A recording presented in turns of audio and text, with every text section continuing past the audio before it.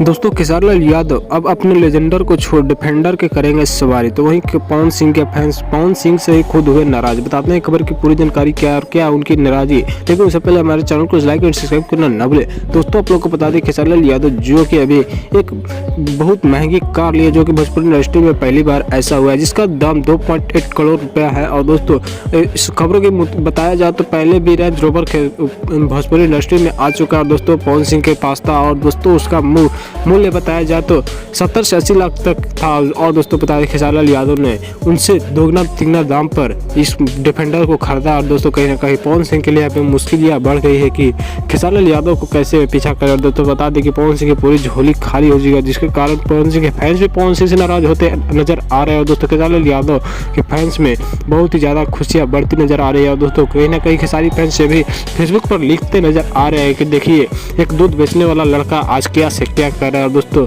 जलने वाले जलते रहते हैं। और दोस्तों कहीं ना कहीं खेसारी के फैंस अभी बहुत ज़्यादा खुश नजर आ रहे हैं। तो वहीं खेसारी लाल यादव भी अपने ऋषभ बेटा का अपना सपना पूरा किया। और दोस्तों कहीं ना कहीं खेसारी लाल यादव को पूरा करना भी चाहिए था। तो आप लोग क्या करते हैं खेसारी लाल यादव और पवन सिंह के इस दरिया दिली के बारे में कमेंट बॉक्स में जरूर लिखिए और चैनल को लाइक और सब्सक्राइब करना न भूलें।